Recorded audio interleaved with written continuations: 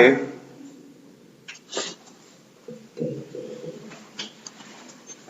el que estamos hablando de golpe bajo, estamos hablando de la armadura de Dios. Hace 8 días mencioné acerca del casco, del yelmo de la salvación y de la espada. Lo vimos muy rápido. Solamente voy a retomar un poco acerca del casco y de la espada. Hay algunas cosas que no dije que les quiero decir, rápido nada más. Por ejemplo, cuando dice el apóstol Pablo, dice, usen el casco de la salvación. Algo que hace el casco de la salvación es proteger nuestros pensamientos. La salvación está diseñada para darle salvación a tu alma. ¿Está diseñada para qué? Así es. La salvación es para tu alma. El Señor va a salvar tu alma. ¿Dónde está el alma? Dijimos, cuando vimos cuerpo, alma y espíritu. En la cabeza, en la mente, en el psique. Ahí está el alma. Ahí están tus emociones, ahí están tus recuerdos. Claro, entendemos que espiritualmente está en todo tu ser. Lo entendemos así. Pero la acumulación de tu esencia, de tu alma, de lo que tú eres, está en tu pensamiento. Entonces, en tu mente está tu alma. Entonces, si hablamos de que la salvación es para tu alma, la salvación no va a salvar tu cuerpo. Si alguno está pensando que al ser salvo se salva su cuerpo, está en un error. Este cuerpo va a ser transformado, este cuerpo le pertenece al polvo y el polvo se convertirá. ¿Sí estamos? Entonces el cuerpo no es lo que vino a salvar el Señor. Por eso mucha gente se preocupa o enseña en una de las enseñanzas erróneas que he escuchado respecto a la salvación, es que si eres salvo, tendrías que ser sano. O sea, con una regla. Si te salvas para Cristo y tu salvación o la salvación de tu alma es que tu alma vaya al cielo, por lo tanto tu cuerpo debería estar completamente sano. Si tu cuerpo no está completamente sano, significa que no eres completamente salvo. Ese es un error de la enseñanza. No es así, no aplica de esa manera. Sin embargo, si tú conoces la salvación de Cristo, esto puede afectar de tal manera a tu cuerpo que se sane. Si está conmigo. Yo hoy creo definitivamente que soy salvo. Que yo creo con todo el corazón que voy a ir al cielo. Si el Señor me llamara a cuentas ahora, creo que me voy con Él. Estoy convencido de ello. Sin embargo, el martes me dio una gripa, hermano. Después de que salimos de aquí, llegué a mi casa y empecé con un malestar. Para el miércoles, hermano, no me pude levantar. Tenía una gripa que me duró todo el miércoles. Nada más me paré a desayunar y a comer y todo el día en la cama. Ahorita todavía traigo las secuelas, el daño colateral todavía de la gripa que me dio. Pero no significa que no me voy a salvar. Imagínense, el Señor viene ahora y me va a recoger ahora. ¡Ay, trae mocos! No. No, me va a salvar mi alma. Mi cuerpo se va a, desaparecer, desintegrar, transformar. No sé de qué manera va a obrar el Señor en el momento de la salvación para aquellos que estamos vivos todavía. Pero lo que sí sé es que si me salvo ahora, si el Señor viniera por mí ahora, yo soy salvo, aunque mi cuerpo tenga gripa o tenga lo que tenga. ¿Sí estamos? Entonces no piense usted, aquel que enferma, dice, ay, el Señor no está con él. No, hermano, no es cierto. Evidencia de ello es el apóstol Pablo. Pablo le dijo al Señor, por una enfermedad que tenía en su cuerpo, le dijo al Señor, Señor, sana mi cuerpo, en 3 ocasiones, y en las 3 ocasiones el Señor le dijo, no, Pablo, no te voy a sanar. Bástate mi gracia, porque en tu debilidad mi poder se perfecciona. Y Pablo argumenta que esa enfermedad que estaba en su cuerpo era como un aguijón para recordarle a Pablo, que todo lo que él lograba y hacía no era por él, era por el Señor, que él solamente era una vasija. Entonces, la enfermedad no determina la salvación. Entonces, la salvación no es para tu cuerpo, tampoco es para tu espíritu. Tu espíritu le pertenece a Dios. En el momento en que partamos con el Señor, tu espíritu irá con Él. Es parte de la conexión que puso el Señor con nosotros a través de este cuerpo terrenal con el mundo espiritual, es a través del espíritu. Entonces es necesaria la salvación para el alma. Entonces dice el apóstol Pablo, usa el casco de la salvación para proteger. ¿Dónde va el casco? No en los pies, hermano. Algunos cristianos se ponen la salvación en los pies. Algunos se lo ponen en los brazos. No, en la salvación va en ¿dónde? Para la cabeza. El casco es para la cabeza. Y el asunto está porque si algo perjudica al creyente, aquel que ya es salvo, son los pensamientos. Si algo le perjudica al creyente, algo son los pensamientos. El diablo no tiene que invadir a un creyente, tomar posesión de un creyente para perjudicarlo. Solamente basta meter una semilla. Por ahí del año 98, más o menos, 1998, mi esposa y yo éramos cristianos y estábamos a cargo del grupo de jóvenes de la iglesia en la que estábamos. Y los pastores nos dejaron a cargo de la reunión junto con otros líderes. Ellos se fueron a un congreso una semana a Monterrey y nos dejaron a varios líderes y a mi esposa y a mí a cargo de la iglesia. Entonces nos repartimos las reuniones, nos dejaron predicar algunos, ya se lo he platicado. Y de repente salió una profeta por ahí, que por cierto el pastor reconocía como profeta. Y entonces salió una profeta por ahí, no, que tuve un sueño, que viene un terremoto terrible, las casas se van a caer, hermanos, arrepiéntanse. Y me lo cuenta a mí y a otro hermano, y a mi esposa, no lo contó. Entonces cuando yo hice yo, hermano, yo me espanté, literal me espanté. Pero yo no tenía el valor, al no considerarme profeta en aquel entonces, yo no me consideraba profeta, de escuchar a la hermana y yo poder decir esa palabra. Yo no me sentía con esa autoridad ni delante de la iglesia ni autoridad espiritual delante de Dios para poder decir a la iglesia, hermano, que viene un terremoto. Y así es que la única forma de salvar las casas en aquel entonces, que bendito sea Dios, yo creo que funcionó porque ninguna casa se cayó, era ungir las casas con aceite. Entonces, imagínense, está la reunión, viene la hermana y dice, hermano, ¿cómo ven? Y yo, pues, ¿qué hacemos? Digo, pues, hermana, dígalo. Yo era el responsable en ese momento de la reunión. Digo, hermana, dígalo a la iglesia. Oh, hermano, no hubiera hecho eso. Y pasa la hermana, y sí, porque el Señor está enfurecido con su iglesia. Necesitan aceite para ungir sus casas. Cuando volteé a ver la iglesia, hermano, todos habían salido de la iglesia. ¿A dónde creen que se fueron? No, a las tiendas a comprar aceite.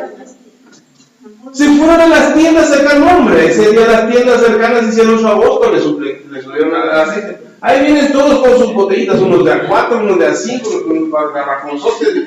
Hermano, ya no había de oliva, vale de granola, dice. ¿Cómo se llama? Canola, no granola. De canola, vale, el de girasol lo cuenta y ahí llegaban con sus botellas de alitro. Yo puse a hacer aceite igual. Y ahí tiene, hermano, orando. ¿Qué es? ¿Qué no? Se fueron. Los hermanos, asustados, a ungir sus casas. Yo también traje mi aceite, por si las moscas. Llega el pastor el domingo siguiente y le cuentan lo que le pasó. ¿A quién creen que regañar? ¿Qué fue lo que pasó? ¿Tembló? No, no tembló. No hubo ningún terremoto, ningún fin del mundo, nada. No pasó absolutamente. Yo creo que el Señor dijo, ay, estos mensos con la pura noticia se asustan. Ahora cuando tiemble se me mueren.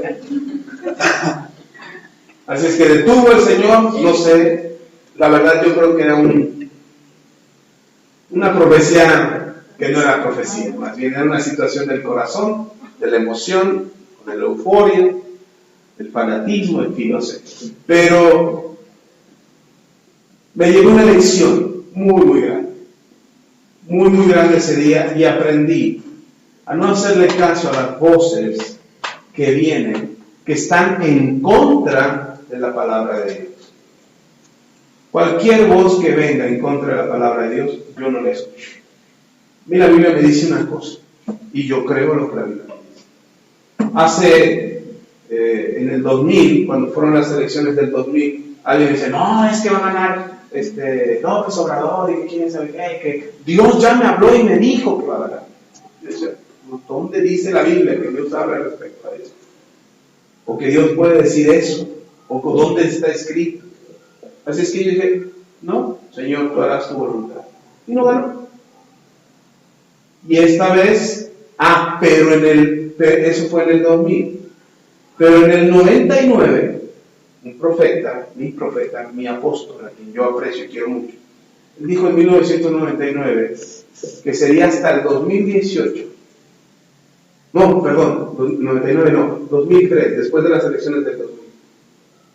En el 2003 dijo que en el 2018 ganaría una persona la presidencia que estaría de acuerdo a la voluntad de Dios, que sería alguien a quien Dios pondría para ayudar a México. Eso lo dijo en el 2003. Acaban de pasar las elecciones del 2000. Le quiero decir que mi apóstol no es morenista ni López Obradorista, al contrario, completamente contrario a eso. Pero en el 2003 él profetizó. Entonces, yo en aquel tiempo sí era López Obradorista, y yo decía, sí, que gane López Obrador. Entonces vinieron, perdió en el 2000, yo no creí, dije, bueno, ya estaba escrito. Pierde las del 2000, pierde en el 2006, no en el 2000, pierde en el 2006, pierde en el 2012, cuando llega el 2018 yo recordé y dije, fue profetizado que sería quien ayudaría a México. Así es que mi oración no era que ganara López Obrador. Mi oración era, Señor, cumple lo que dijiste en el 2003. Cumple tu palabra profética. Lo que anunciaste se ha hecho. Lo que anunciaste se cumple. Y que quede en el gobierno quien tenga que quedar, para el bien de México. Esa fue mi oración. Ahora, yo confío que quien ganó sea para el bien de México. No sé, no meto las manos al fuego por López Obrador. No sé qué intenciones de fondo hay en el sistema universal, en el sistema de globalización para poner a quien quieran poner, no sé. Pero no estoy preocupado, ni angustiado, ni sufriendo en mi cabeza de ¿y si nos convertimos en Venezuela? No me preocupo. ¿Y si nos volvemos socialistas? Hermano, a mí me gusta el rojo. Se me ve muy bien, pero me gusta. Y si nos volvemos más pobres que Cuba, hermano, ese no es mi preocupación, porque mi cabeza está cubierta con una cosa que se llama salvación. Yo estoy seguro de quién creo, de quién he creído. Estoy seguro de que mi alma está segura en Cristo. Eso es lo que creo. Entonces, todas las ideas, todos los pensamientos, todas las programaciones, toda la propaganda que viene a perturbarte interiormente, que viene a inquietarte interiormente, hermano, cuidado, porque lo que está buscando no es que te vuelvas panista o priista o perredista o morenista, no, lo que está buscando es que pierdas tu salvación. Eso es lo que está buscando. Entonces, asustarte con una idea, asustarte con un pensamiento acerca de algo, y hermano, me refería a la política porque es lo más visible, pero puede ser en cualquier aspecto, en la cuestión económica. Hermano, se viene una crisis porque el dólar va a subir y se va a elevar el dólar y usted se empieza a preocupar porque se van a subir el dólar. Cuando nos dijeron que se iba a subir la gasolina, a mí me dolió en el bolsillo, pero no en mi corazón ni en mi cabeza. Me afectó mi economía, claro, nos alcanza para menos cosas, tenemos que pagar más en gasolina. Seguimos usando el carro de la misma manera, tenemos que viajar de la misma forma, necesitamos la misma cantidad de combustible, pero pagamos el triple de lo que pagábamos antes. Pero aún así no estoy preocupado, no estoy angustiado, no tengo que preocuparme. Pastores, que va a subir el huevo y el azúcar y la leche, hermanos, que suba lo que quieran. Aquí lo que quiero que me entienda es que tu cabeza, tu pensamiento, tu cúmulo de creencias, tus convicciones tienen que estar protegidas por tu salvación, porque no es si te mueres de hambre porque sube todo o se encarece el dólar, no es si no te alcanza para ropa y cubrir tu cuerpo o ya no puedes pagar una renta, no es ese el problema es tu salvación. Tienes que estar cuidando tu salvación. El cúmulo de pensamientos o las ideas que vienen a tu cabeza es lo que producen tu certeza. Y por eso tienes que cubrir tu cabeza y tus pensamientos con la salvación. Tienes que estar seguro de que si Dios te salvó del pecado, de algo que tú no te podías salvar, el Señor te podrá salvar de todo lo demás. Si está conmigo. El engaño del diablo es hacerte creer que Dios no puede salvarte, que la crisis es muy grave, que la situación es difícil, que los políticos de ahora no te van a ayudar, que los programas sociales ya te los quitaron. Hermano, no te atrapes en una serie de engaños que el diablo quiere ponerle a tu cabeza para creer que no tienes opciones.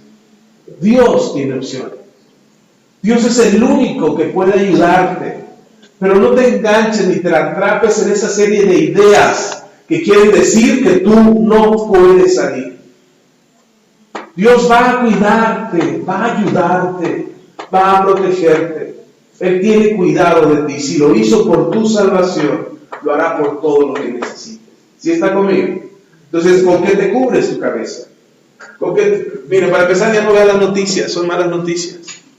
Lea las buenas noticias. Deje de escuchar malas noticias, empiece a leer buenas noticias. Empiece a escuchar la palabra de Dios. En la mañana mi esposa, antes de salir al trabajo, pone la Biblia en audio. Ahí está en internet, la pueden encontrar en YouTube. Y mi esposa pone la Biblia en audio y mientras ella se está arreglando y bañando y cambiándose para irnos a trabajar, ella está escuchando la palabra. Y yo la escucho también. Y digo, qué buena manera de empezar el día. En lugar de estar oyendo las noticias, estás oyendo la palabra de Dios. No tiene el tiempo, no tiene en ese momento la forma de sentarse a leerla, porque tiene que alistarse para salir, pero está oyendo la palabra. Escucha la Biblia. Pastor, pero ya la escuché 2 veces, vuelve a escuchar.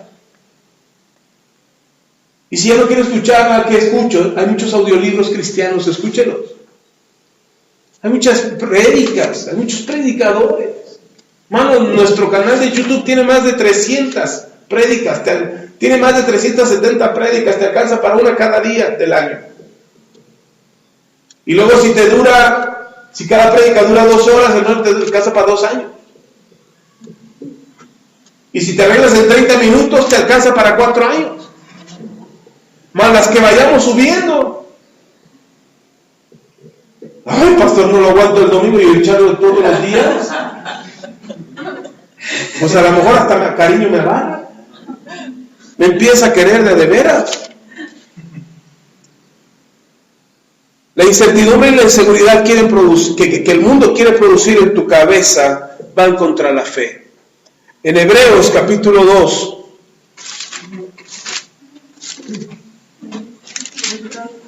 Hebreos capítulo 2, versículo 1, todo el capítulo, no vamos a leer todo, me gustaría leerlo todo, pero no lo vamos a leer todo. ¿O sí? ¿Por qué no? No necesito. Del versículo 1 al versículo 18, todo el capítulo conviene que lo lea. Pero lea conmigo versículo 5 en adelante.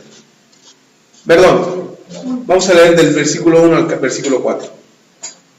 Capítulo 2 de Hebreos, versículo 1 al 4, dice: por tanto, es necesario que con más diligencia atendamos a las cosas que hemos oído, no sea que nos deslicemos. ¿Cuáles son las cosas que hemos oído a las que se refiere el escritor de Hebreos?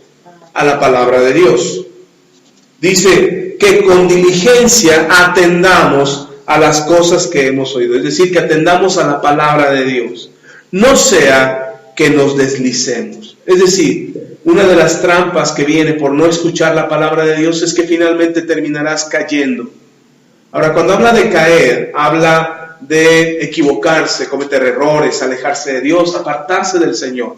A eso se refiere con deslizarse. Luego, versículo 2 dice: porque si la palabra dicha por medio de los ángeles fue firme, dice, porque si la palabra dicha por medio de los ángeles fue firme, y toda transgresión y desobediencia recibió justa retribución, está hablando de Satanás y sus ángeles, ¿cómo escaparemos nosotros si descuidamos una salvación tan grande?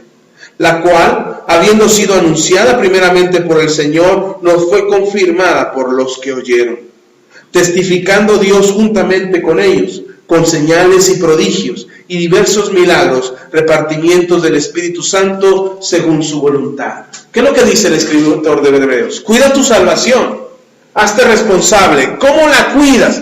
Poniendo atención a lo que escuchas, a la palabra de Dios. Tienes que cuidar lo que entra a tu cabeza. Si tú dices, es que voy a poner música nada más para ambientalizar, no sé si le ha pasado que de repente ponen música en YouTube, los que les gusta oír música en YouTube, ponen música en YouTube y escoges una lista de reproducción, y de repente en esa lista de reproducción empiezan a sonar canciones que no escogiste. Canciones, a mí me pasa, de repente estoy trabajando en el taller atrás de la casa y pongo mi computadora, y como estoy lejos, la computadora la pongo en el estudio, y en el taller solamente tengo unas bocinas, entonces pongo una lista de reproducción y está sonando la música cristiana que yo escogí, y de repente pone comerciales de música que no es cristiana. Y la pienso, hermano, porque digo, en lo que voy del taller me tengo que sacudir, porque estoy lleno de acerrín o de polvo, en lo que me sacudo y me limpio y entro a la casa y quito el comercial ese que está sonando para que continúe mi música. Eso me pasaría cada canción. Entonces, digo, no, hay canciones que las dejo que suenen. Pero sí es tan raro que estás oyendo música cristiana y de repente empieza a sonar la banda El Recodo, o no sé quién más, o Maluma empieza a sonar ahí, y diga, ay, en la torre, eso sí, voy y los quito rápido. Pero empieza a sonar eso. Y es raro porque seguramente algunos vecinos que son cristianos y que me conocen dicen, el pastor está oyendo a Maluma. Pero ojalá oraran por el pastor y dijeron, vamos a orar por el pastor que está oyendo música incorrecta. No, al rato ellos están oyendo a Maluma también. Dice, el pastor oyó a Maluma, pues yo también puedo oír a Maluma. Entonces, uno cree que escuchar cierto tipo de música no genera un problema. Mis hijos tienen una discusión entrañada conmigo. Dicen, no, pero no genera ningún problema. Está bien. Es que, bueno, escuchan música cristiana, quiero aclarar, porque no va a decir, ay, los hijos del pastor oyen a Maluma. No. Bendito Dios, no. Pero de repente hay cierto estilo de música, el rock, el metal, el rap, por ejemplo, que ellos escuchan que de cantantes cristianos, porque la música no es cristiana, es el que la canta, si es cristiano o no es cristiano. Entonces ellos están escuchando, pero ¿qué estás oyendo? Pues es cristiano, pues será el sereno, pero está muy raro eso. Y tenemos una discusión ahí. Yo lo que les digo a mis hijos es que lo que escuchas invade tus pensamientos. ¿Lo que escuchas invade qué? Sabe de lo que está hablando Pablo acerca del yelmo de la salvación. El yelmo de la salvación tenía una característica. Recuerda que estamos hablando del tiempo de Pablo, de los soldados romanos. En el tiempo de Pablo, el yelmo de la salvación, el casco del guerrero romano, del soldado romano, lo que tenía ese casco era que la única parte descubierta eran los ojos. Lo único que estaba descubierto para el soldado eran los ojos, todo lo demás estaba cubierto. De alguna u otra manera cubría sus oídos, cubría su quijada, y lo único que dejaba abierto de una u otra forma eran los ojos, para poder ver en la batalla. Imagínense un casco donde les cubre todo, pero un casco donde los ojos estaban al descubierto para poder ver en el campo de batalla. Todo lo demás estaba cubierto. Entonces yo pensaba, ¿qué es lo que estaba cubriendo el casco? Los oídos. Lo que oímos invade directamente tus pensamientos. El tipo de música que escuchas invade tus pensamientos. Las noticias que escuchas en la radio o en la televisión invade tus pensamientos. Pastor, entonces vamos a hacernos los sordos y nos vamos a meter en una burbuja y no vamos a oír nada. Yo lo que les digo a mis hijos, si no tienes la capacidad de discernir lo que estás escuchando, si no entiendes el mensaje que va de fondo, no lo escuches. Si ya tienen la madurez para entender lo que estás escuchando y decir, bueno, solamente es una canción, solamente es un ritmo, solamente es un sonido, ok, y lo entiendes como tal, ok, y tienes la madurez para rechazarlo o desecharlo de tus pensamientos, está bien. Pero dése cuenta, ¿por qué las cantinas, y se lo he repetido muchas veces, por qué las cantinas, la música que tienen es música triste, melancólica, de dolor, de sufrimiento, de abandono, de engaño, de infidelidad? ¿Por qué? Porque quiere que la gente escuche esa música para que entre en ese estado de ánimo y siga tomando. Esa es la razón, es simple.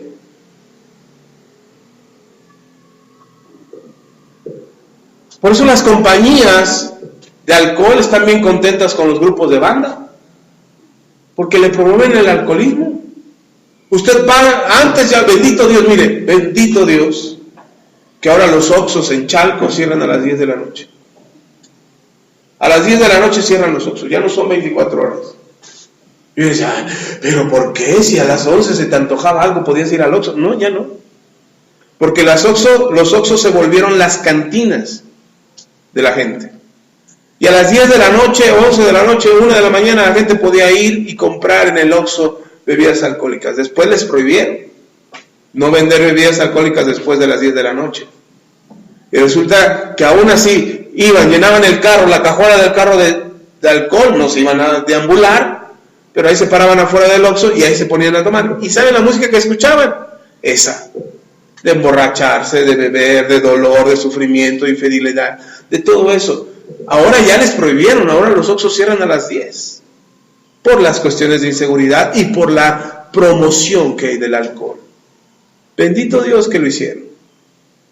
Lo siento por los que tenían Oxxos y creyeron que iban a seguir vendiendo toda la noche, pero ya lo prohibieron en Chalco, y me parece que Iztapaluca también ya adoptó la misma idea. Pero todo Chalco, y se los digo porque, y abren a las 7 de la mañana, no a las 6, a las 7. Lo digo porque yo dejo a mi hijo a las 5 de la mañana en Chalco y todavía están cerrados los Oxxos. Antes no veías eso, a las 5 de la mañana ya estaban vendiendo alcohol. Para los que agarraron la fiesta toda la noche y todavía querían seguírsela a las 5 de la mañana. Todo eso entra por la cabeza, hermano. Usted, si no me cree, ¿por qué cree que los restaurantes como Kentucky, como Burger King, tienen colores? Anaranjado, rojizo, amarillo, marrón. Porque esos colores despiertan el apetito, dan hambre. Y entonces entras a un restaurante y te da hambre. De por sí ya llevabas, ¿no? Dice. No, yo ya llevaba, pastor, no.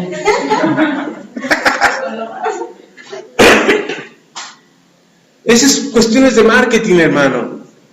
Los colores, los sonidos inducen y entonces invaden tu pensamiento para que tú rechaces o aceptes ciertas cosas. ¿Sí está conmigo? Entonces igual va a invadir tu pensamiento. Y dice el apóstol Pablo, que escribe Hebreos, dice, ¿cómo vamos a cuidar esta salvación tan grande? ¿Cómo vamos a hacernos responsables para cuidarla? Haciendo lo que dice Pablo en Efesios, poniéndonos el yelmo de la salvación, protegiendo nuestros pensamientos. Ahora, no le estoy diciendo que seamos de mente cerrada y que no aprendamos. No, hermano, aprende. Yo lo que siempre he dicho, aprende. Entre más aprendes, más sabes. Y entre más sabes, más puedes tener un pensamiento libre y crítico. Aprenda, pero aprenda lo correcto. Aprenda acerca de las cosas correctas, de lo que te edifica, lo que te ayuda. ¿Quieres aprender ciencias? Busca fuentes correctas de información. A mí me molesta tanto ver gente que le crea a los infomerciales. Con esta cremita, con esta fajita y con este aparatito, sin hacer nada de ejercicio y sin romper la dieta, que diga, sin meterte a dieta, vas a bajar 10 kilos en una semana. Eso es mentira. Eso es mentira, no es cierto. Para bajar de peso tienes que dejar de comer pan, y dejar de comer harinas, dejar de comer azúcar, dejar de comer tortillas. Actívate un poquito y vas a ver cómo bajas de kilo. Ayer me fui a cortar el cabello, se nota. Me saqué punta, hermano, ya no aguantaba la greña. Y estaba en la estética porque ahora son estéticas. Antes uno iba a la peluquería, ahora tienes que ir a la estética. Entonces, ahora ya está poniendo de moda las barberías también. Entonces fui, me estaba cortando el cabello y estaba una señora que le estaban, ¿cómo se dice cuando le quitan los chinos? Planchando, alaciando el cabello. Le estaban alaciando y su esposo estaba ahí sentado. Y la señora no cansaba de presumir que ya llevaba, en 2 años, había bajado 10 kilos. Y le presumía la estética. No, es que ya bajé en 2 años, manita, que quién sabe qué. Y le decía. Lo que me llamó la atención fue no que bajara, sino la otra le decía, y entonces ya no comes crepas, la de la estética le decía, ya no comes crepas, llevas 2 años sin comer crepas. Sí, sin comer crepas. Y tacos tampoco, no, tacos tampoco. Y me llama la atención porque la de la estética le dice, ¿cómo puedes ser feliz sin comer eso? Y le dice la fitness. Esa, la fitness, porque además iba al gimnasio. Le dice a la fitness, no, si no soy feliz. Cuando oí eso yo me reía por dentro y dije, pero, entonces ¿de qué se trata? ¿De qué se trata? Si estás a dieta, no comes eso, estás yendo al gimnasio, llevas 2 años en ese ritmo, ¿por qué no eres feliz? Si además ya tienes 10 kilos menos, ¿por qué no eres feliz? ¿Qué es lo que...? Sencillo, hermano. El problema es que le había puesto un seguro a su boca, pero no había cambiado su manera de pensar. Había puesto un filtro a su boca, no comía todo lo que quería comer, pero su pensamiento estaba en quererlo comer, en querer disfrutar eso. Hermano, el problema con nosotros, con muchos cristianos, es que queremos ser salvos, pero no cambiamos el chip, no cambiamos el pensamiento, no cambiamos nuestra manera de pensar. Decimos, ay, sí quiero ir al cielo, ay, pero también quiero irme a una borrachera la próxima fin de semana. Ay, sí quería ir al cielo, pero quería seguir teniendo 2 mujeres un camino. O sea, no cambian el chip. El problema no está en la salvación, el problema está en el pensamiento. Por eso dice el apóstol Pablo, cubre tu pensamiento con el casco de la salvación. Protege tu manera de pensar. Pero hay quienes protegen su manera de pensar anticuada, su vieja manera de pensar, y la están protegiendo con la salvación. Es decir, quieren ser salvos, se ponen el casco de la salvación, pero no han transformado su manera de pensar. Por eso el apóstol Pablo dice que no vas a poder comprobar la buena voluntad de Dios, agradable y perfecta, si no te cambias el chip, si no cambias tu manera de pensar. Romanos capítulo 12, versículo 2. Renovaos por medio de la transformación de vuestro entendimiento. Tenemos que cambiarnos el chip. Y entonces, yo ya no tengo necesidad, no quiero irme a emborrachar. Mi hijo Josué se puso a dieta una semana. Bueno, no a dieta, no fue dieta, fue una forma de desintoxicarse, exacto. No estaba a dieta, porque ninguno en la casa estamos a dieta. Fue una forma de desintoxicarse y decidió comer una semana, no comer ni tortillas ni pan, ¿verdad? Ni tortillas ni azúcar. Esa era la desintoxicación, quitarle toxinas a su cuerpo. Y se ayudaba un poquito con las lechugas, comía lechuga. Y entonces cuando terminó la semana, él quería seguirse. Y yo le dije, no, ya no necesitas seguirte más, ya cumpliste con la semana de desintoxicación. Te ayuda, por cierto, si alguien lo quiere hacer. Puede una semana dejar de comer azúcar, harina y tortillas y ya. Todos los carbohidratos. Y los refinados. Carbohidratos refinados. Nomás me supe 3 cosas y resulta que eran más, con razón no funcionó.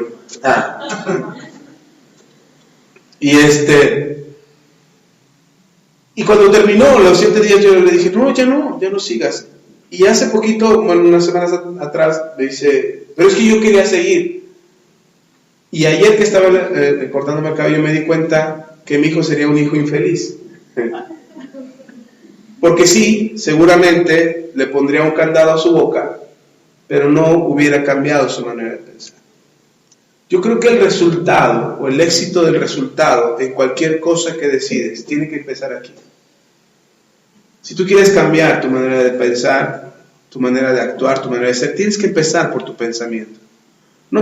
Si te quieres poner a dieta, no te pongas un candado en la boca, cambia tu manera de pensar. Si dices, ay pastor, no puedo dejar de tomar Coca-Cola, no, cambia tu manera de pensar, nada más. Nosotros, mi esposa no dejará mentir, pero antes, cuando nos conocimos, mi esposa y yo, pues nos casamos, hicimos una familia, a mis hijos en lugar de darles leche hervido le dábamos coca. No es cierto, no tanto así, pero cuando nos sentábamos a comer, poníamos una Coca-Cola en la mesa. Teníamos nuestro altar a la Coca-Cola ahí en la mesa. ¿Anda? No, chiquitos no les dábamos, ya que tenían que 10 años, como 7 años ya. David ya tenía como 7 años, ya tomaba Coca-Cola, ya había Coca-Cola en la mesa. Entonces, y de ahí échale para atrás, 3, no sé si tenían sus 4. Y nos teníamos una cosa, no podíamos sentarnos a comer si no había Coca-Cola en la mesa. Eso era todos los días, hermano. Y a veces hasta en el desayuno comprábamos Coca-Cola, y en la comida comprábamos Coca-Cola, y en la cena comprábamos Coca-Cola. Así era nuestra mesa, todos los días. Y un día mi esposa dice, ¿y si ya no tomamos Coca-Cola? No, hermano, fue un sacrilegio, casi les comulgo de la iglesia. ¿Cómo te atreves a sacar a Santa Coca-Cola de la mesa? Pero poco a poco, no sé cómo le hizo mi esposa, pero poco a poco fue cambiando nuestra manera de pensar respecto a la Coca-Cola. Tenemos una Coca-Cola en el refrigerador de 2,5 litros, que ya lleva una semana ahí. Ya lleva más de una semana ahí, que no nos la acabamos. La compramos porque se nos antojó, tomamos unos vasos cada quien, y el resto lo metimos al refri, ahí sigue. Cuando la abramos la siguiente vez, ya no va a ser, ya no va a ser. Entonces ya no sabe. Si ya no sé, ya no sabe. Porque la abres y ya no hace, ya se le fue el gas. Y ya no te la tomas. Ya no tomamos tanta Coca-Cola. Sí, de repente vamos a un restaurante, o de repente vamos a una fonda, o de repente paramos a comer en algún lugar, y de tomar agua de la llave, que no sabemos de dónde venga, preferimos tomar un refresco embotellado. Mire, vamos a lugares, de repente pasamos, este domingo fuimos a comer a otro lugar, y pasamos un Oxxo por nuestras botellas de agua simple. Y nos llevamos nuestras botellas y paramos a comer en un lugar. En ese lugar donde comemos ya nos conoce el dueño y ya no tenemos problemas en meter nuestras bebidas. Aunque luego pones un letrero de prohibido meter bebidas a este establecimiento. Pero tomamos agua. Ya no es la Coca-Cola sobre nosotros. ¿En qué pasó? ¿Nos pusimos un bozal? No, hermano, porque cuando se nos antoja la compramos y la tomamos. El asunto está aquí.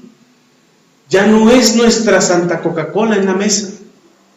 Ya tuvimos que sacarla. Y como eso, algunas otras cosas. Le hemos bajado el azúcar, le hemos bajado la harina, casi pan ya no comemos a menos que se nos antoje. Pero ha sido un cambio. ¿En dónde? ¿En la dieta? No, en el pensamiento. Y respecto a tu relación con Dios y tu salvación con Dios, le estoy poniendo ejemplos simples de cosas que usted puede hacer. No, pastor, exorcíceme, tengo el espíritu de la Coca-Cola dentro. Tendrá la conciencia negra, pero no la Coca-Cola. No es un asunto espiritual, es un asunto de pensamiento, hermano. Tus hábitos, tu conducta, tu comportamiento, las cosas que quieras dejar de hacer. Si tienes un problema con el dinero, el problema no está en el dinero. La gente dice, es que no hay dinero. No, sí hay dinero, hay un chorro, pregúntale a Slim. Tiene un montón de dinero, no le falta. No, sí hay, no es que no hay, pastor, no hay dinero. Sí hay, hermano. El problema es que tenemos un pensamiento equivocado respecto al dinero. Pensamos que sin dinero no podemos hacer nada. Pensamos que sin dinero no podemos construir grandes cosas, no podemos ingeniarnos cosas nuevas, no podemos crear cosas nuevas, no podemos suplir nuestras necesidades. No, hermano, no es verdad. No es el dinero el que te limita, es el pensamiento. ¿Sí está conmigo, no? Entonces, igual en todo lo demás. Si tienes problemas con tu matrimonio, el problema no es tu matrimonio. El problema es el pensamiento, el tipo de relación que tienes. Si tienes problemas con algún tipo de adicción, el problema no es la adicción, es el pensamiento que tienes respecto a ella. ¿Sí me explico? Entonces, ¿cómo protegemos nuestra cabeza con el yelmo de la salvación? ¿Qué hace el yelmo de la salvación? ¿Cómo funciona? Protege tu manera de pensar de la siguiente forma. Dios dijo algo acerca de ti y se cumplirá. Dios dijo que te vas a salvar o no. ¿Alguien tiene duda de que se salvará o no? No, a lo mejor por sus pecados están pensando si se irán al cielo o no. Me refiero a que Dios cumpla su promesa de salvarte. ¿Dios va a cumplir su promesa de salvarte? Sí. ¿Quién cree eso? Levanta su mano. Dios lo va a cumplir sin error, sin falla, lo va a hacer. Mi esposa testificaba algo. Bueno, compartí algo en la mañana. Decía la pastora respecto, acontecerá. Es decir, va a suceder porque va a suceder. No es tan, si acaso, no es como los pronósticos del clima. Como antes se equivocaban un montón respecto a los pronósticos del clima, ahora le ponen, existe el 50% de probabilidades de que llueva. Ay, el 50%. ¿Y llueve? Ay, le atinaron. No llueve, ay, le atinaron. Está 50%, ¿qué probabilidades tiene eso? Y creemos que la vida es así. En Dios, no hermano, en Dios no existe una probabilidad de que suceda. Acontecerá, sucederá. Tienes que tener la certeza de que lo que Dios dijo va a pasar. ¿Sí está conmigo? Así es que, como Dios va a cumplir su salvación, también va a cumplir todo lo demás. Así lo dijo, así será hecho. Entonces tienes que creer en ello. Y proteges tu pensamiento y cualquier engaño y cualquier mentira que Satanás quiera traer sobre tu vida, tienes que tener en tu pensamiento la seguridad de que así será hecho. ¿Amén? Amén. Bueno, y en respecto a la espada, hablamos hace 8 días, ya se lo mencioné. Satanás viene contra Jesús con la espada. Cuando Jesús está siendo tentado, hablamos de ello. ¿Con qué responde Jesús? Con la palabra. Mateo capítulo 4, versículo 1 al 11. Hablamos de eso la semana pasada, pero no quiero referirme a eso. Sin embargo, es importante que usted sepa cuál es la utilidad de la espada. ¿Cómo te defiendes con la espada? De hecho, la espada, además de ser un instrumento de defensa, también es un instrumento de ataque. Y Jesús usó la palabra como defensa. Ahí en Mateo capítulo 4, versículo 1 al 11, cuando es llevado por el Espíritu Santo al desierto para ser tentado por el tentador, Jesús se defiende con la espada. Es decir, se defiende con la palabra. La palabra sirve para defender. Pero algo que no le hablé hace 8 días es que la palabra también sirve para contraatacar. La palabra es un instrumento no solo de defensa, no es un arma solo de defensa, sino también es un arma de ataque.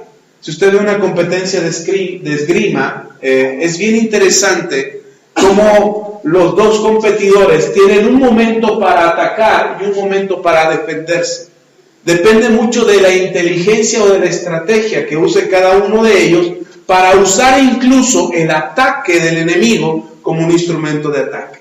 Es decir, el mismo ataque puede servir como una estrategia de parte tuya para defenderte y contraatacar al mismo tiempo.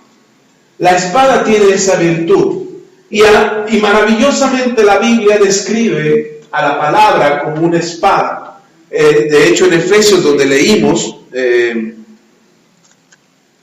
ahí donde estamos, en Efesios capítulo 6, estamos viendo acerca de la armadura de Dios, dice que en el versículo 17, y tomad el yelmo de la salvación y la espada del Espíritu, que es la palabra de Dios. Aquí me gusta mucho que el apóstol Pablo aclare que la espada del Espíritu es la palabra de Dios. No deja entre suposiciones o imaginaciones qué será la espada, sino que aclara definitivamente que la espada del Espíritu es la palabra de Dios. Y es curioso porque la misma palabra dice en 2 de Timoteo capítulo 3, ya estoy terminando, no se preocupe.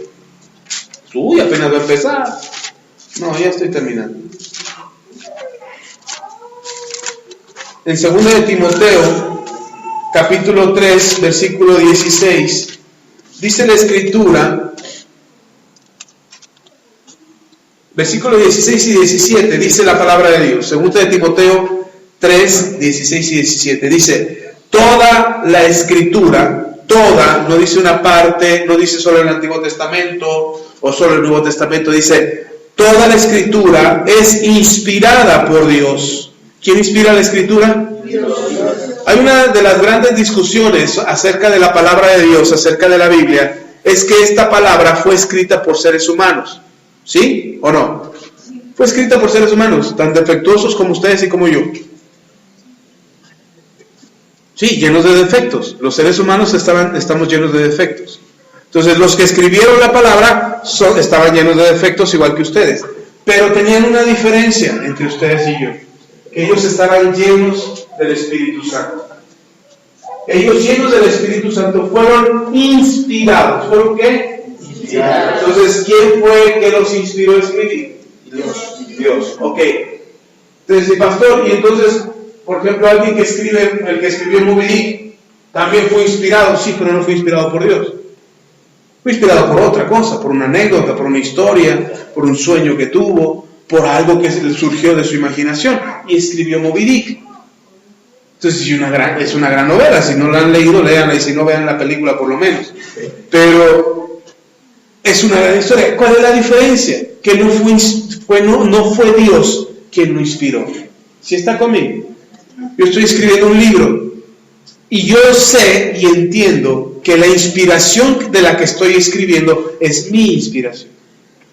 Que puedo usar la palabra, que puedo hacer un mensaje, que puedo usar una enseñanza de parte de Dios, sí, también lo entiendo. Pero lo que estoy escribiendo en este libro que escribo no es palabra de Dios. ¿Sí está conmigo? No es algo que Dios me está dictando al oído para que yo lo escriba. Es algo que Dios puede quizás darme a través de una anécdota, de una experiencia, de esta serie de enseñanzas que estoy dando, y por esa razón estoy escribiendo el libro. Pero es muy diferente a toda la Escritura, porque toda la Escritura, ¿cuánta? Toda. ¿Cuánta? Toda. Todo lo que fue escrito fue inspirado por Dios. No hay una palabra que esté escrita que Dios no haya inspirado. Por eso yo creo, hay muchas cosas que no están escritas en la palabra de Dios. Hay muchas cosas que no están plasmadas aquí, que no están explicadas. Por eso yo creo que lo que no está explicado aquí, por alguna razón no está explicado. Si usted me dice, pastor, a ver, explíqueme cómo es que la población del mundo surgieron de Adán y de Eva, nada más. Explíqueme eso. No sé. No está escrito ahí, no está explicado ahí, no te lo puedo explicar. ¿Pero cómo sucedió? No sé. Lo único que sí, ahora, si trato yo de explicarlo y encontrarle una explicación humana, porque ni siquiera es una explicación bíblica, es una explicación humana, trataría de explicar y decía, bueno, no fueron 200 años de la multiplicación de la humanidad, fueron 1000 años, 2000 años, 3000 años en que la humanidad se multiplicó. Y entonces hoy la población del mundo está en alrededor de 3000 años, o 4000 o 5000. Ahorita ya llevamos, según los hebreos, llevamos casi 7000 años. Según la ciencia, llevamos cientos de miles de años. Entonces son cosas que no están escritas ahí, pero si no están escritas ahí es por algo. Yo no me meto, yo como pastor, como maestro de teología, como estudiante de teología, como hermenéutico, como homilético, como exegético, con todo lo que tiene que ver con la Biblia, que yo me pongo a estudiar y me pongo a analizar las cosas que no están explicadas ahí, yo no me meto en problemas. Yo lo dejo así. Yo no trato de explicar lo que no está explicado. Yo no trato de decir lo que no está dicho. Hay gente que dice, no, es que había espíritus y que antes, y que los ángeles y que los demonios y que los gigantes y que esto y que el otro, y dan explicaciones, y ¿de dónde lo sacan? No está en la Biblia. Yo he leído la Biblia muchas veces, cantidad de veces, he estudiado la Biblia en muchos temas, en muchas cosas, y no está escrito. Si no está escrito ahí es por algo. Hermano, dice que María era virgen. La Biblia dice, eso sí lo dice la Biblia. La Biblia dice que María era virgen y que el hijo que tuvo fue engendrado por el Espíritu Santo. ¿Y cómo se venera a María? ¿Cómo se idolatra a María? Es un montón. La idolatría que hoy a través de María es exagerado. Y no solamente hay una María, hay Marías para todos los pueblos, para todos los colores y sabores, para el que quiera. El que la quiera morena es morena, el que la quiera roja es roja. Yo no sabía, pero hay una María rosa. Hay Marías amarillas. Para los de Asia también tienen. No, de verdad, no estoy bromeando, es en serio. Se idolatra a María en todos los colores posibles, en todos los idiomas posibles. Hay una idolatría. Y solamente porque de ella se dice, bienaventurada eres María, llena eres de gracia, bendita eres entre todas las mujeres. Eso está en la Biblia. Y se lo dijo un ángel, no Dios. El ángel es el que reconoce a María. Ay, María, de todas las mujeres. Se lo pongo en español mexicano. El ángel le hubiera dicho, María, de todas las chancludas que había aquí en México, tú fuiste escogida. Eso es lo que dijo el ángel. Bienaventurada eres María, llena eres de gracia, bendita eres entre todas las mujeres. ¿Y de eso se hizo una Ave María? Ahí está escrito.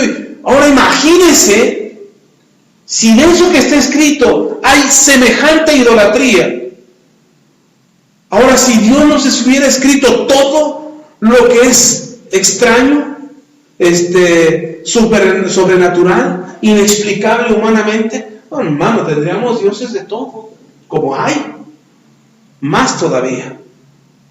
Hay muchas cosas que no están explicadas en la Biblia por una simple y sencilla razón: el ser humano no las entendería. Y como no las entendería, haría lo que hizo con María. Porque ¿de qué manera explicas que una mujer virgen haya sido embarazada o hubiera quedado embarazada? ¿Cómo te lo explicas humanamente? Por eso los científicos dicen, no, eso es un absurdo, eso no es posible. Para ti no es posible, pero para Dios era posible. Y entonces algo que nos fue escrito, y hermano, y lo de María, yo entiendo que Dios nos lo contó para que supiéramos de dónde venía Jesús. Porque si no, ni nosotros, que somos cristianos, ¿qué creíamos en Jesús? Entonces nos lo dejó escrito ahí para que supiéramos que la profecía que él había dicho antes se estaba cumpliendo. Por eso lo dejó escrito. Pero si no, ni nos lo cuenta, hermano. Nada más hubiera dicho, y María tuvo a Jesús. Ajá, pero ahí estuviéramos nosotros decíamos, ¿y por qué lo tuvo? ¿Y cómo lo tuvo?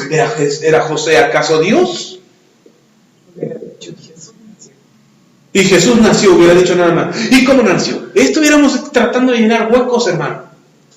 Tratando de explicar lo que no está explicado. Pero lo que está escrito, todo lo que está escrito aquí es por una razón. Es para que tú entiendas y veas y comprendas que lo que está escrito aquí es de parte de Dios.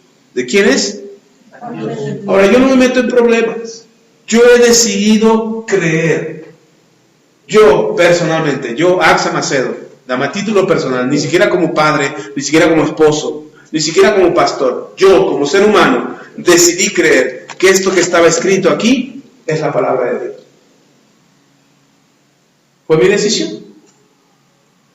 Ahora, tú tendrás que tomar la decisión si quieres creer que esto es la palabra de Dios. Esa es tu decisión, no mía. Pero tú no me vas a ver hablando de otra cosa que no sea esto. Lo que vas a escuchar aquí en estas reuniones y en estas enseñanzas va a ser lo que dice la palabra de Dios. Para eso tenemos otro tipo de reuniones. La reunión de matrimonios es más personal, de cuestiones más de experiencia personal. La reunión de jóvenes es más de orientación para ellos. Pero todo está fundado en la Biblia, todo. ¿Sí está conmigo?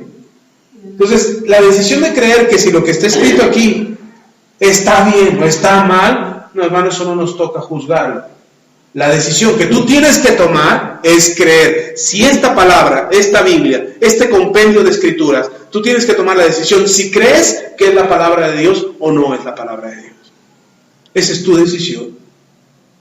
Si tú decides creer, bendito sea Dios, serás bienaventurado. Si decides no creer, hermano, eso no me toca a mí juzgarlo, ni cómo te va a ir, ni cómo no te va a ir.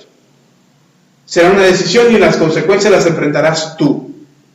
Pero yo he aprendido, alguien me decía, un amigo, un conocido me decía, ¿pero por qué crees en la Biblia? La Biblia la escribieron hombres, sí.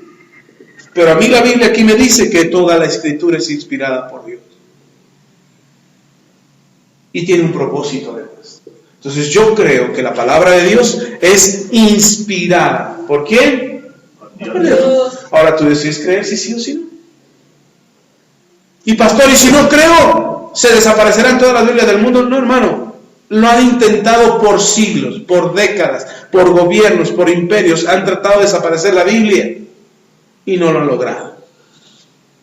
Es el libro más vendido en el mundo. Ese libro que se ha traducido en más idiomas en el mundo. Ese libro que tiene más publicaciones de diferentes versiones en el mundo. ¿Por qué será tan importante? ¿Y por qué el mundo quiere destruirle? ¿Por qué no destruye Moby Dick? ¿O Crepúsculo? ¿O Harry Potter? ¿Por qué no destruyen esos libros? ¿Por qué tanto interés en destruir eso? Hay una película que me encanta, es una de las películas que más me gustan en toda la historia del cine mundial, del mundo. Se llama El libro de Eli, con Denzel Washington.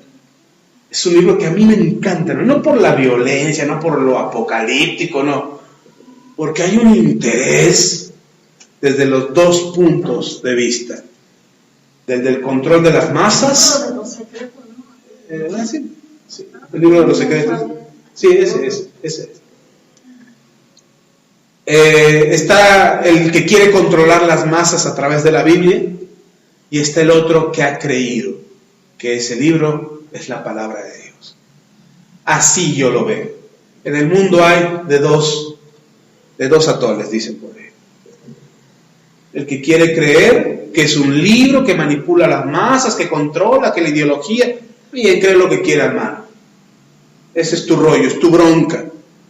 Y está el otro que cree que es el libro que le sostiene, que le da una ética, que le da un principio, que le da un propósito a su vida. Yo creo así. Yo creo que la Biblia es un libro que le da sentido a la existencia del ser humano. Y además de eso, de que es la palabra de Dios, añádale lo que dice Pablo ahí en 2 de Timoteo capítulo 3. Toda la escritura es inspirada por Dios. Eso ya lo aclaré. Pero además de eso, además de ser la palabra de Dios, es útil para enseñar, para redarguir, para corregir, para instruir en justicia, a fin de que el hombre de Dios sea perfecto, enteramente preparado para toda buena obra. Así es que además de ser la palabra de Dios, sirve para eso. Hay gente que usa la Biblia sin creer en Dios para eso, para educar, para redarguir, para instruir, para corregir. Ahí se lo he explicado en otras ocasiones. Estados Unidos formó su constitución en base a la Biblia. Y no solamente Estados Unidos, muchos países en el mundo han establecido la constitución o su constitución en base a la palabra de Dios. ¿Por qué servirá? ¿Por qué servirá para hacer una ley? ¿Por qué servirá este libro que ponga usted, supongamos, demos el lugar a la duda y supongamos que no es la palabra de Dios? Supongamos que la escribieron hombres normales, terrenales, carnales como usted y como yo, y que Dios nunca habló a la tierra. Supongamos eso. ¿Por qué países poderosos toman este libro para formar su constitución? ¿Por qué? ¿Qué de bueno tiene?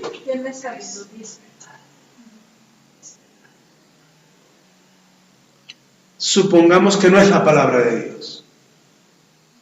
Desechemos ese argumento. Desechemos que no es la palabra de Dios, que Dios nunca habló, que otros cuates como ustedes y como yo se pusieron a escribir y se chutaron 66 libros para que nosotros lo tuviéramos hoy. Supongamos que no es la palabra de Dios. ¿Sirve? Sí sirve. Suponiendo que no crees que es la palabra de Dios y que Dios no habló y que Dios no dijo nada y que Dios no mandó a escribir estos escritos, por lo menos sirve para vivir bien. Si el ser humano, ponga usted que no lo tomara como un libro de fe, como un libro de Dios, supongamos, lo tomara como una guía para vivir bien, hermano, tendríamos un mundo distinto. Así es que si alguien no creyera que esta es la palabra de Dios, por lo menos úselo como manual de vida. Y su vida, le garantizo que cambiaría. Cambiaría, definitivamente. Porque lo que está escrito aquí sí es palabra de Dios y sí tiene un efecto sobre nosotros. Así es que, por eso es tan útil como una espada de dos filos.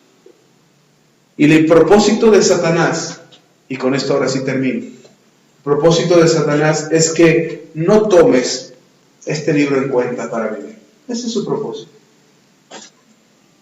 Y sobre todo que te llenes la boca de muchas cosas, menos de la palabra de Dios. Porque en el momento en que tú hablas, lo que hablas se te concede. Hablé con mi suegra ayer, mi esposa estaba hablando con mi suegra ayer, y yo quiero mucho a mi suegra, ya se los he platicado, pero se los presumo otra vez, quiero mucho a mi suegra. Y estaba hablando mi esposa ayer, subí a ver a mi esposa a la recámara, y estaba en la recámara hablando con mi suegra, y subí a ver a mi esposa, vi que estaba hablando y ya me iba, y me dice, espérame, ¿para qué ores por mi mamá? Sí, ya me esperé, me pasa a mi suegra, y cuando me pasa a mi suegra me dice mi esposa, el médico ya le dijo que ya no tiene diabetes, que ya no tiene diabetes, que ya no tome el medicamento. ¿Se acuerdan que le platiqué unas semanas atrás que estado hablando por ella? ¿Tiene un efecto la oración? Cuando me dijo mi esposa, me agarró con el teléfono aquí y me dejó hecho, ¿cómo ya? ¿Ya le dijeron? ¿Y se lo dijo el médico? Bendito sea Dios. Y le dije, pero no quiere dejar de tomar el medicamento, me dice mi esposa. Suegra, si ya le dijeron que ya no tiene la enfermedad, ¿para qué quiere tomar? No, hijo, dice, ya no estoy tomando ese medicamento, me estoy tomando el otro. Digo, ay, ya no se tome el otro tampoco. ¿Quién lo hizo? ¿Yo? Yo tuve la capacidad de tocar el cuerpo de mi suegra para sanarla. ¿Sabe qué me encantó de mi suegra? Que ella no cuestiona lo que yo le digo. Me encanta mi suegra, por eso la quiero un montón. Creo que la única que me obedece es mi familia. De verdad, oiga. Le digo, suegra, haga eso. Sí, hijo. Vamos a orar. Sí, hijo. ¿Cree usted que lo que tú me digas, mijo? Casi le digo mamá. Pero ¿sabe qué me encantó? Que así como yo declaré la sanidad, así pasó en su cuerpo. Y me dice, ya nada más ahorita tengo comezón, me estoy tomando un medicamento nada más porque tengo una comezón en las piernas. Digo, ahorita voy a orar para que se le quite eso también. Sí, hijo. Dije, ya nos vamos a hacer. A mí me daba tristeza ver cómo llegábamos a visitarla y se sentaba y le dije, hijo, pásame mi medicina. Yo esperaba ver una cajita al principio, no, en una bolsa, hermano.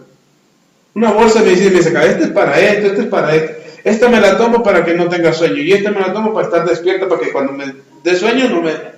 Y luego esta para que no me duela y esta por si me duele y cuando me dolió me tomo esta para que me quite el dolor de esta. Eso me echa. Y yo decía, wow, y tanto medicamento. Y desde que la conozco, hermano, desde que la conozco, llevamos 23 años de casados, vamos a cumplir 24 años de casados este año, y desde que conozco a mi suegra siempre he estado con su bolsa médica. Y el médico le dice, usted ya no está enferma. Y yo pensé lo que mi suegra estaría pensando. ¿Cómo que ya no está enferma? No. Usted no me puede estar engañando. Toda mi vida me han dicho que estoy enferma. ¿Cómo es posible que ahora ya no esté? Ahora no me quita mi enfermedad. ¿Tantos años cuidándola para que me la quitan? Así me imaginé a mi suegra. Pero ayer que hablé con ella, que no suegra, si ya está sana, ya está sana. No soy médico. En ningún momento le diré, no, por la fe, suegra, usted declare que está sano y que ya no hay enfermedad. Y al rato se deja de tomar el medicamento. ¿Por qué se murió? Porque el yerno la quería suicidada, quería la herencia. No, el médico le dijo, no, ya no se tome esto, ya no se toma esto, ya no se toma esto, usted ya está sana. Le dije, bendito sea Dios. Y eso que no la estoy viendo ni pongo la mano sobre ella.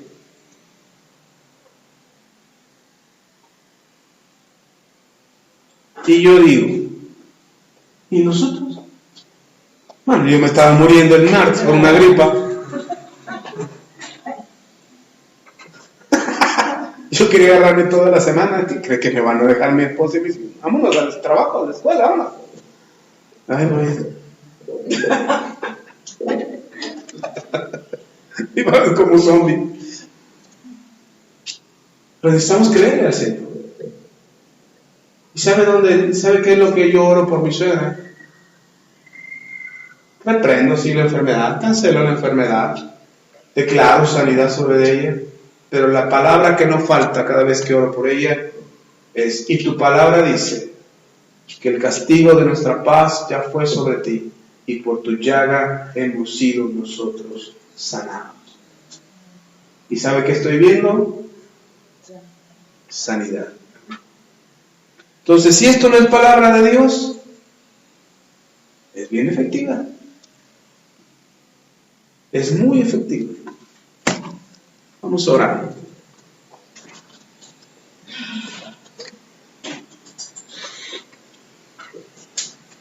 Que el Señor traiga certeza para que usted pueda usar con destreza la palabra de Dios. Dice Santiago, el apóstol Santiago en capítulo 3, en el capítulo 3 habla acerca de la lengua, que no podemos controlar la lengua, etcétera, etcétera.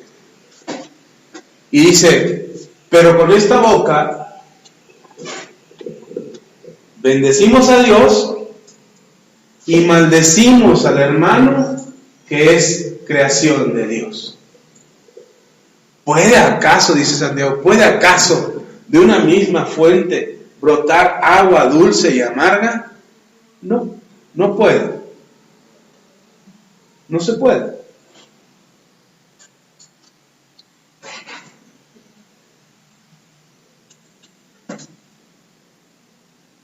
¿Puede tu boca hablar bendición y maldición? Sí, sí puede. El problema no es la boca, el problema es la fuente. Yo creí y enseñé por muchos años que de una boca no podía salir bendición y maldición. El asunto es que sí puede. Lo que dice Santiago, dice: puede una misma fuente. ¿Cuál es la fuente? El corazón. Del corazón no puede salir bendición y maldición. El corazón o sale bendición o sale maldición. Y si de tu boca siguen saliendo maldiciones, ofensas, críticas, murmuraciones, juicios contra los demás, el problema está en tu corazón, no en tu boca. El problema está en lo que está en tu corazón, que sale finalmente por tu boca. Cuida, hermano, no le pongas candado a tu boca. Circuncida tu corazón. Cambia tu corazón. No se trata de ponerle candado a tu boca para que te des a dieta. Cambia tu manera de pensar. Si no entiendes que ciertos alimentos te causan subir de peso, te causan sobrepeso, te causan enfermedades, malestares, síntomas, problemas digestivos. Si no entiendes eso, hermanos, aunque te pongas a dieta, delante de todos vas a estar, sí, una ensaladita, como pajarito. Pero cuidado, te suelten a las 12 de la noche, hermano. Benditos a Dios que cerraron los Oxxos y no saqueas un Oxxo. El problema no está en la boca, el problema está aquí. El problema no está en la boca, el problema está aquí. ¿Sí está conmigo? Entonces, hermanos, usemos con sabiduría la armadura de Dios. Usemos con sabiduría lo que Dios ha puesto en nuestras manos. Creo, termino dentro de 8 días esta serie de enseñanzas. Ahora sí ya me voy a callar de esto. Porque quiero terminar el libro, y si no, si sigo hablando, no voy a terminar el libro nunca. Va a ser una Biblia del libro, ¿no? Dentro de 8 días termino con esto, pero hay algo que usted tiene que saber. La armadura de Dios está a tu alcance. Tienes que tomar la decisión. Yo creo que hay poder en la palabra. Yo creo que cuando oro por ustedes hay un efecto, hermano. Yo creo que cuando declaro una bendición, una oración sobre ustedes hay un efecto. ¿O qué? ¿Nada más mi suegra cree? ¿Bola de incrédulos y circuncisos filisteos? ¿Mi suegra es la única creyente? No, hermano. Porque no es por la única que he orado, que ha recibido un milagro. Les platiqué hace un año y medio atrás, más o menos, de un amigo de la preparatoria que me escribió que estaba desesperado porque su hijo tenía cáncer. Oré por él. Le mandé una oración grabada.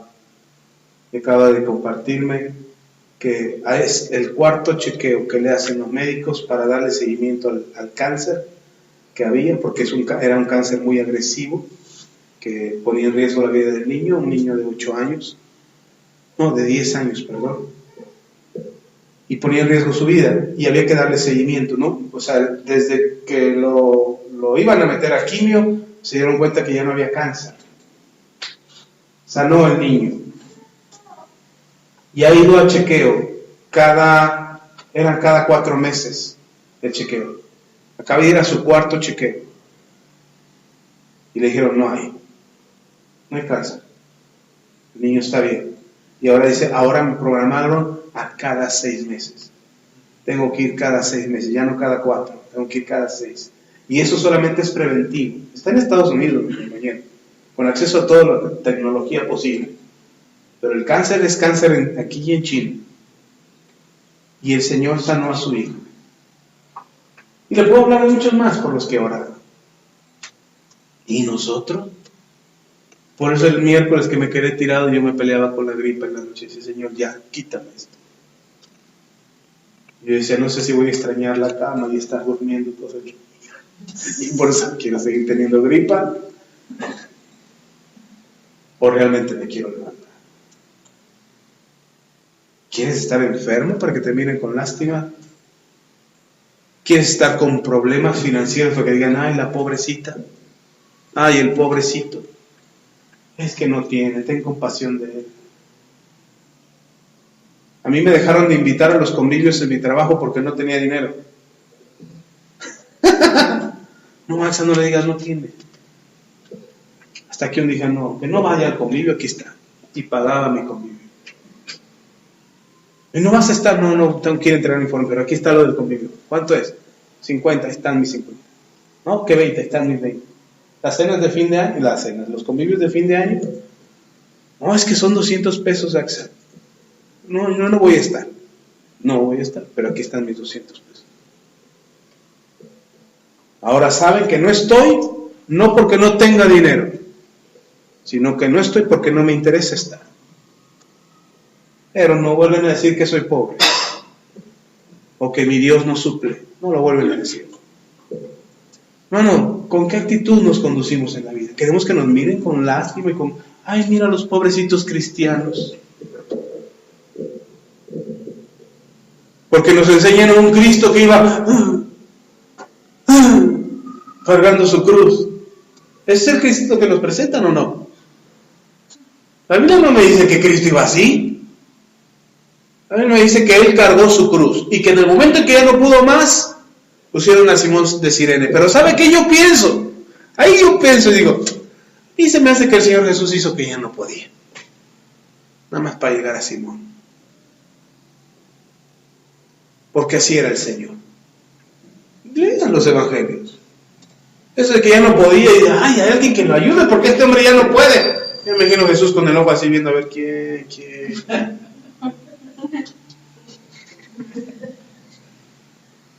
Ya cuando ven a Simón, vamos Simón. Y todo el camino me lo imagino predicándole.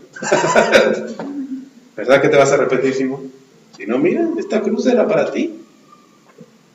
Y al final Simón convertido. Porque Jesús no pasó algo porque no podía con ello.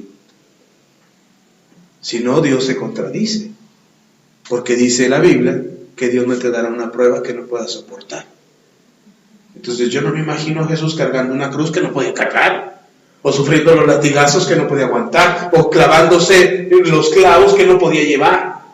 No me imagino eso. Si lo podía soportar, por eso lo hizo, porque lo soportó, por amor y por amor a ti, por amor a mí. Sin embargo, para ser accesible a nosotros. Se dejó caer en la última y dijo, ya no me levanto. Tráiganme a Simón. ¿Cuál Simón? Simón de Cirene. Ese es el Señor en el que yo creo. Ese es Jesús el que yo predico. El que tiene una posibilidad para ti. Amén. Hace unas semanas atrás, ¿cuándo vino hermana Olga? En martes. Hace como 15 días. Y me estaba platicando su testimonio. Bueno, nos estaba platicando porque habíamos varios aquí. Y nos platicó su testimonio y dije, pues el Señor ahí está. ¿Cómo de que no? Hermano, pero no es para unos, 2, 3. Es para todos. Ese es el Cristo que yo predico. Es para todos. Y si Dios puede hacer un cambio, mi hermana habla que usted, por si no cree que mi suegra, ahí está la hermana. Ay, pastor, ustedes nos hablan de su suegra, dice, más que su suegra ya ni está ahí. Anda en Europa seguramente. Si no me cree lo de mi suegra, ahí está la hermana. Si no, ahí está mi hijo. Ahí está mi otro hijo. Mi esposa. Mi otro hijo. Yo mismo. Este es el Dios que yo predico. Es un Dios que tiene la capacidad de transformar tu vida, de cambiar tu condición, de darte fuerzas cuando ya no tengas, de proveer en tu necesidad. Mi esposa un día les va a dar la lección de lo que Dios les dio la lección a ella. Va a ver, un día. Estoy esperando. Si no se anima ella, lo voy a decir yo. Oras por un Dios sanador y no crees. Oras por un Dios proveedor y no crees. Oras por un Dios que restaura y no crees. Hermano, es tiempo de cambiar nuestra posición como cristianos para que no nos vuelvan a comparar con los de la luz del mundo. Amén. Vamos a orar. Bendito Dios, te doy gracias por tu amor y por tu misericordia. Gracias por tu fidelidad. Bendigo a tu iglesia, los bendigo siempre. Que tu gracia les sostenga y les ayude. En el nombre de Cristo Jesús. Amén.